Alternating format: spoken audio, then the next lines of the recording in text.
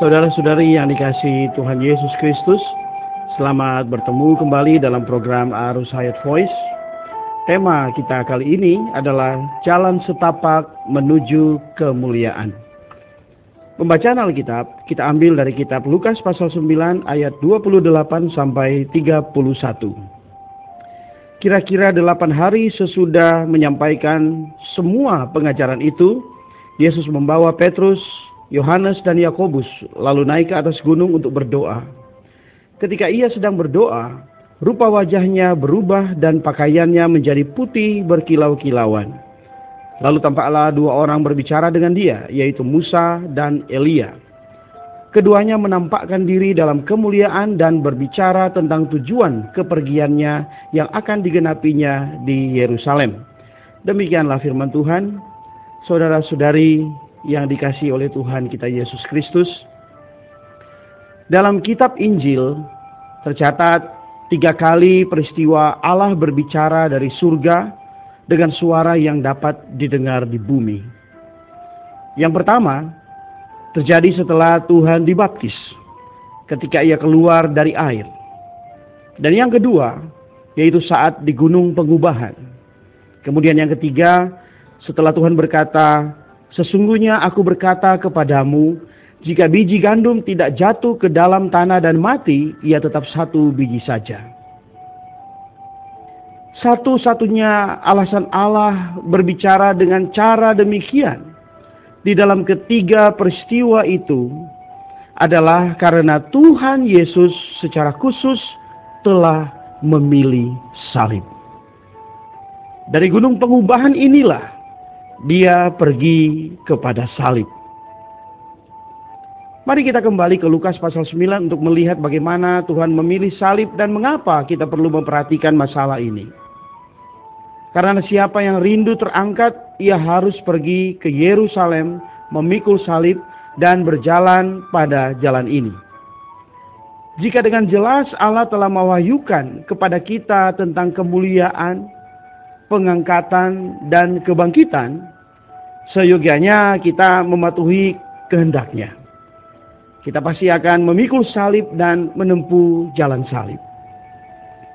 Lukas 13 ayat 22 berkata, "Kemudian Yesus berjalan keliling dari kota ke kota dan dari desa ke desa sambil mengajar dan meneruskan perjalanannya ke Yerusalem."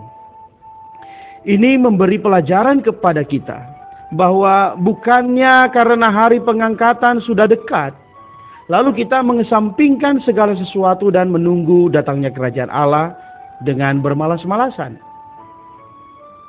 Tuhan tetap mengajar selama perjalanannya melalui kota-kota dan desa-desa menuju Yerusalem. Di dalam Lukas pasal 13 ayat 31 sampai 33, Tuhan mengucapkan perkataan yang sangat keras. Dia mengatakan bahwa Herodes adalah seekor rubah. Rubah itu boleh jadi sangat licik, namun ia tak berdaya mencegah Tuhan Yesus pergi ke Yerusalem. Tuhan tidak bisa tidak untuk pergi ke Yerusalem hanya karena ancaman seekor rubah atau mengubah langkahnya dan jalannya oleh karena Herodes. Lukas pasal 17 ayat 11 sampai 19 menyebutkan bahwa ketika Tuhan Yesus menyusuri Samaria dan Galilea, di dalam perjalanannya ke Yerusalem, ia menyembuhkan 10 orang kusta. Melalui kejadian ini mengajar kepada kita bahwa pada jalan ini, bila ada sesuatu yang dapat kita lakukan, kita harus melakukannya, baik itu memberitakan Injil atau menolong orang lain untuk keuntungannya. Tuhan mengarahkan pandangannya ke Yerusalem, namun ia masih mengerjakan pekerjaan apapun yang dialaminya di dalam perjalanannya itu. Semoga di bumi ini kita dapat menyelamatkan lebih banyak orang lagi. Namun ingatlah, jangan sampai masalah-masalah yang kita jumpai di tengah jalan ini membuat kita mengubah arah atau tidak maju lagi. Di dalam Lukas pasal 18 ayat 31 mengatakan, Yesus memanggil ke-12 muridnya lalu berkata kepada mereka, Sekarang kita pergi ke Yerusalem. Tuhan tidak berkata, aku pergi. Melainkan berkata, kita pergi. Berjalan seorang diri di jalan salib itu tidaklah cukup. Kita harus mendorong dan membantu orang-orang untuk mengikuti kehendak Allah dengan maju memikul salib. Apa yang telah ditetapkan Allah bagi gereja harus dialami oleh gereja.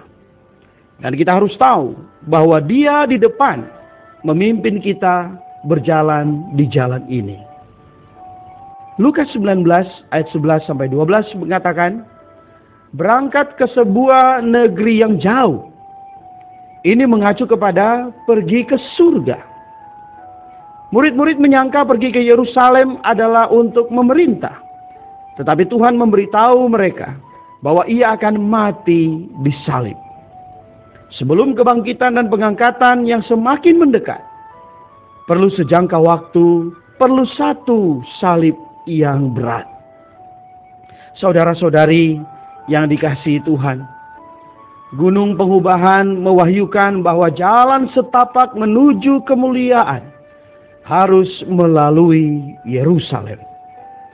Kita memerlukan wahyu, kita memerlukan visi dan pandangan ini dari Gunung Pengubahan, supaya kita dapat melihat dengan jelas bahwa tidak ada jalan lain bagi kita untuk diangkat kecuali kita memikul salib, menggenapkan kehendak Allah.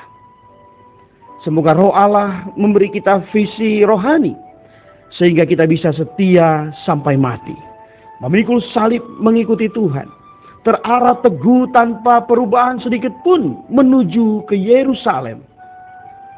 Semoga kita dapat berkata bersama Paulus, kepada penglihatan yang dari surga itu, tidak pernah aku tidak taat. Kemuliaan akan segera dinyatakan, tetapi terlebih dahulu kita harus memikul salib. Hari pengangkatan sudah dekat. Namun ada satu panggilan, yaitu kita harus melakukan kehendak Allah dan patuh kepada Allah. Inilah jalan Tuhan agar kita diangkat. Pengangkatan telah ditetapkan dan Yerusalem juga telah ditetapkan. Bila kita memiliki pengalaman menderita bersama Tuhan, maka pada saat itu pula Tuhan sangat dekat dengan kita. Tuhan di depan dan kita harus mengikuti Tuhan untuk menamatkan, untuk menyelesaikan jalan ini. Mari kita berdoa. Tuhan Yesus, berilah kami roh, hikmat dan wahyu, supaya kami dapat mengenal Engkau dengan benar, serta mengenal jalan salib menuju kemuliaan yang telah Kau tempuh ini. Tuhan, tambahkan kasih karunia-Mu, agar kami juga dapat menempuhnya, dan tidak undur sedikit pun. Tuhan, kuatkanlah hati kami, arahkanlah pandangan kami tetap tertuju kepada Yerusalem, karena kami pun damba terangkat bersama Engkau. Terima kasih Tuhan. Di dalam nama-Mu Tuhan Yesus kami berdoa. Amin.